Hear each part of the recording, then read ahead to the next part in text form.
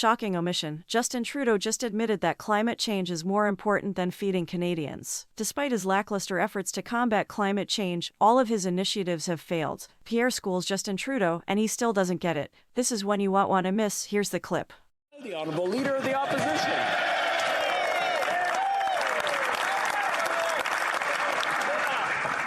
Selon le Journal de Montréal.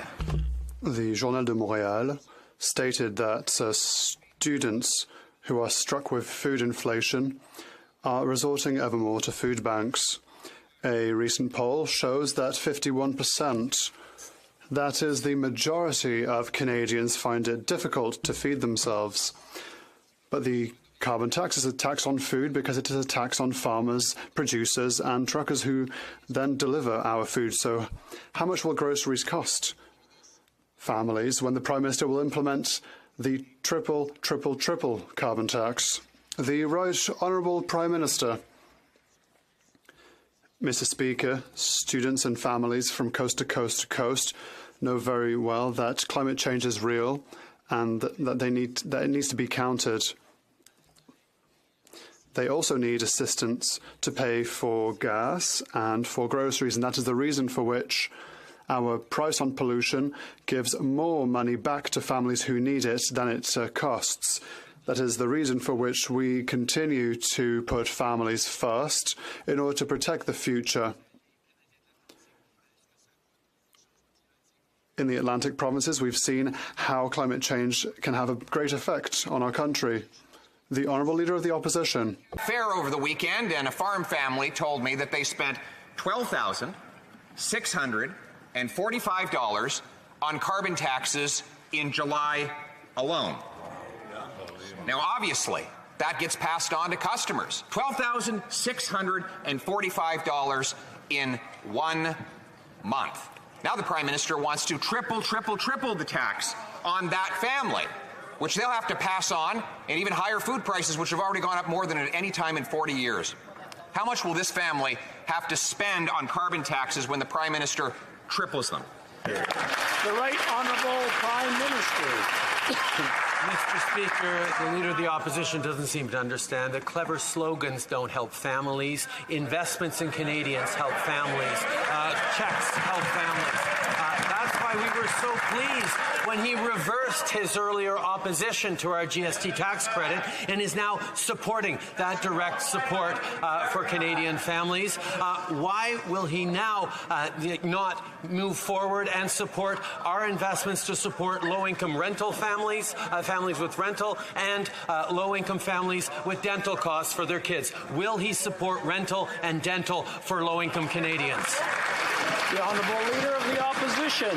Feeding people is not a clever slogan. It is a necessity of life. This family spent $12,645 on carbon taxes in a single month.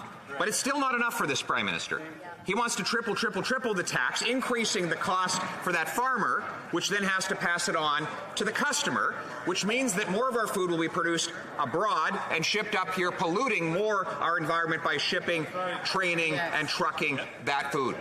Again, will he answer the question, how much will this family have to spend on carbon taxes once he's tripled them? The Right Honourable Prime Minister. Mr. Speaker, I just got back from Atlantic Canada, where people are reeling from the impacts of Hurricane Fiona. And the reality is these 100-year storms are going to be arriving with greater and greater frequency. We know that climate change is real, and it takes real plans and supports to fight climate change. And that's what we've been working on for the past 7 years, Mr. Speaker. At the same time as we've moved forward with ensuring that it is not free to pollute anywhere in this country, we are putting more money back in average families' pockets with the climate rebate. This is the focus that we need to continue to take for Canadians. Honourable Leader of the Opposition. One, his climate rebate comes nowhere near $12,645 for this farm family. Two, his carbon tax has not hit a single solitary emissions reduction target. It has not worked. And three, In the month of July, when this family was paying $12,645 in his carbon tax, supposedly for the environment, the Prime Minister jumped on his private jet 20 times. High carbon hypocrisy. He can't tell us how much the tax will cost. Will he tell us how much carbon he emitted in that month of July when he was raising the tax? The Right Honourable Prime Minister.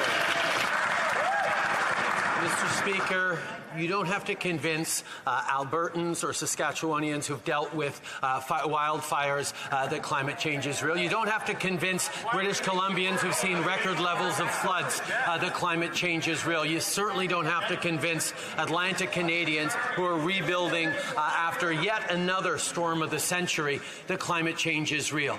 People know we need to take action on that, and that's exactly what this government has done by putting a price on pollution to ensure it's no longer free to pollute anywhere in the country and given more money back to families that need it.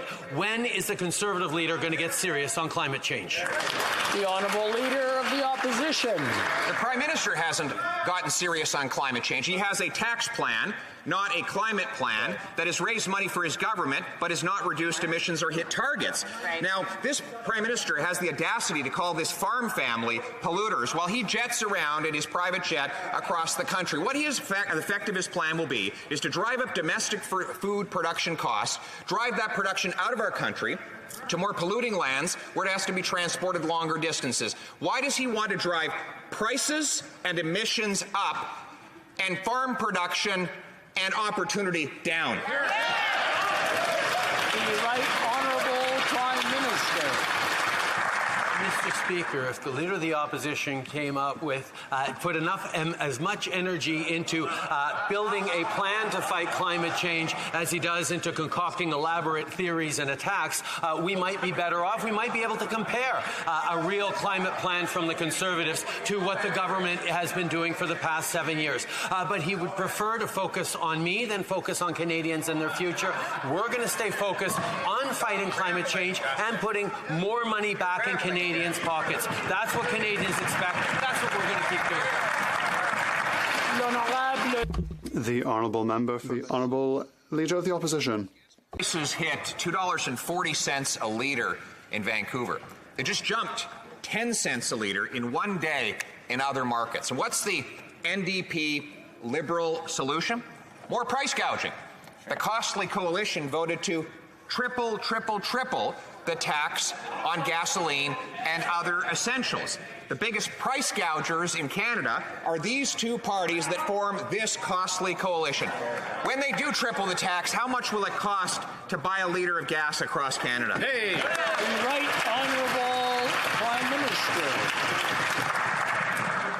Mr. Speaker, a number of years ago, 6 years ago, this government moved forward to make sure that pollution was no longer free anywhere in this country. That is a core part of fighting climate change. But at the same time as we move forward with a price on pollution across the country, we ensured that we return more money than the average family pays out with that price on pollution in the areas in which it applies. That is how we ensure we are fighting climate change and putting more money in Canadians' pockets who need it.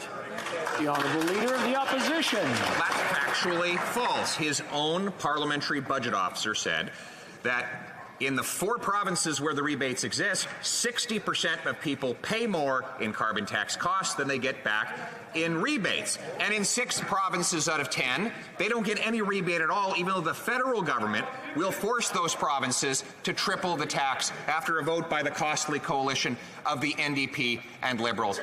How much will Eastern Canadian rural families be forced to pay in higher taxes on their home heating when this Prime Minister triples the carbon tax? The Right Honourable Prime Minister. You know what Eastern Canadians are seeing right now, what they told me? They told me they're worried for the fact that there are going to be more intense storms in the coming years, that their kids and their grandkids are going to face a world in which extreme weather events are increasingly frequent, which will threaten not just their communities, not just their way of life, but their very future. The fact is, we need to continue to step up in the fight against climate change, something conservative politicians don't seem to understand, and the model that we have of putting a price on pollution returns more money every year to families who need it. That's the model we have. That's how we're helping Canadians as we fight climate. The Honourable Leader of the Opposition. It isn't working. He hasn't hit a single solitary climate target since he brought in this tax. According to the Liberal Premier of Newfoundland, rural families will have seen an 80% increase in their home heating costs when the carbon tax kicks in there. 40% of Atlantic Canadians live in energy poverty.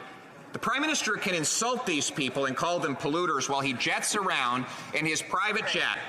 Or he can recognize that heating your home in January in rural Newfoundland is a basic necessity. How much will he impose in extra costs on those families when he trickles? Right Honourable Prime Minister.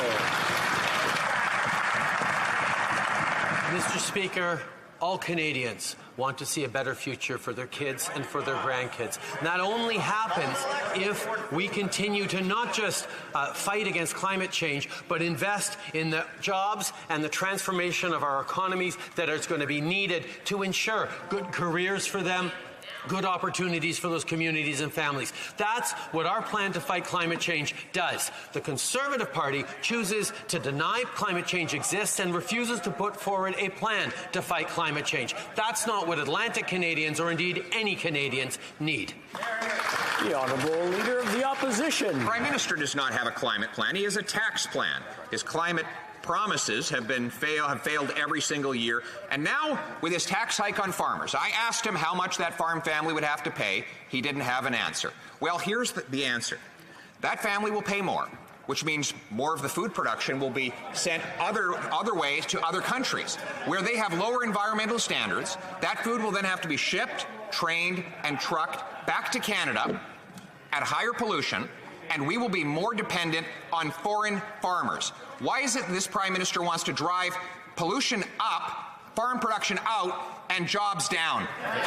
The Right Honourable Prime Minister. I could just as well ask why the Leader of the Opposition wants to make pollution free again.